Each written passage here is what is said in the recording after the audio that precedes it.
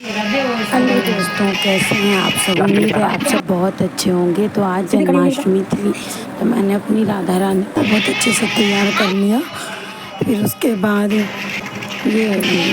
दो राधा रानी थी, एक मेरी पड़ोस की लड़की थी तो वो भी उसको भी तैयार करना था। तो दोनों राधा रानी तैयार हो चुकी थी। फिर मैंने माखन के खीर का भोग बनाया मखान के कान्हा जी के लिए। ये रहा काजू बादाम की या किशमिश की मिक्सचर थी ये।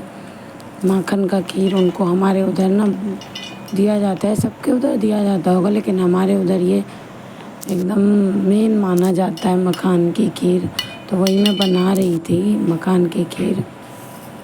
बस लगभग मखान की खीर बनी चुकी थी।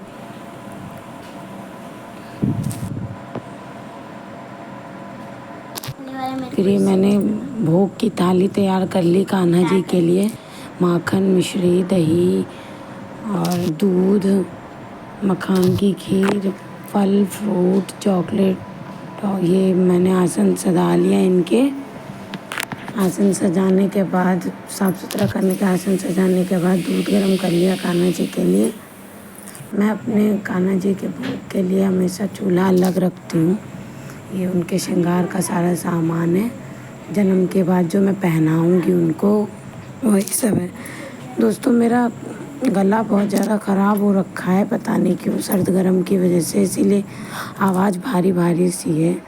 ये माखन के भोग उनके भोग लगभग कुल सारी देवी देवताओं को भी दे दिया है। पूजा होने के बाद सबको फिर भोग लगाऊंगी। फूलों का आसन बिछा के। मेरी वीडियो अच्छी लगेगी तो लाइक ज़रूर कीजिएगा, शेयर कीजिएगा। फूलों का आसन बिछा के मैंने कान्हा जी खाटू श्याम जी को स्थापित कर लिया है। गौ माता है ये। गौ माता रखना बहुत ज़रूरी रहता है क्योंकि कान्हा जी हमारे लड्डू गोपाल बाल स्वरूप में होते हैं तो उनको भूख लगती है तो गाय रहना ज़रूरी रहता है गौ माता। तो ये कान्हा जी का जन्म हो गया था, मैं उनका फिर अभिषेक कर रही थी। दूध दही मिश्री जल तो उनका स्नान हो चुका था। तो फिर मैं ये कपड़े पहना के उनको सारा श्रृंगार करूँगी। आवाज़ बहुत ज़्यादा मेरी डाउन एकदम बैठ चुकी है, पता नहीं सर्द गर्म की वजह से बहुत ज़्यादा दिक्कत हो रही है बोलने में। तो आप लोग थोड़ा कोऑपरेट कर लीजिएगा।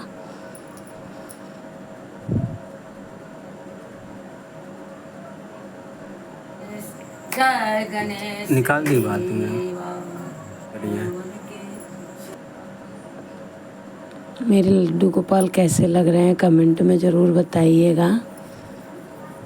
बस जितना होता है यथाशक्ति तथा भक्ति, जितनी भक्ति कर सकते हैं। भगवान को हम क्या देंगे, वो तो पूरी दुनिया के पालन करता है। उनको हम क्या चढ़ाएंगे, उनका हम क्या करेंगे।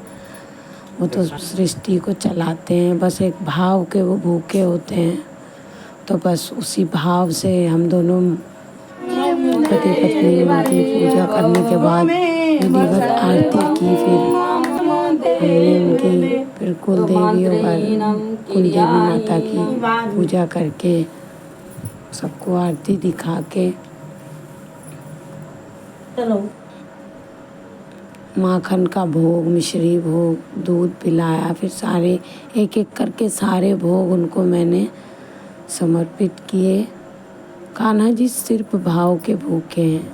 कहते हैं जो अगर कान्हा जी की जो सच्ची भक्ति करता है उसकी कान्हा जी खुद उसको अपने पास ले लेते हैं, खुद अपनी तरफ खींच लेते हैं। बस यही हमारे साथ होता है। कुछ भी कान्हा जी को नहीं चाहिए, सिर्फ वो एक भाव के भूखे होते हैं। तो बस वही मैं उनको मखान का खीर खिला रही थी। मेरी आज की पूजा कैसी लगी है कमेंट में ज़रूर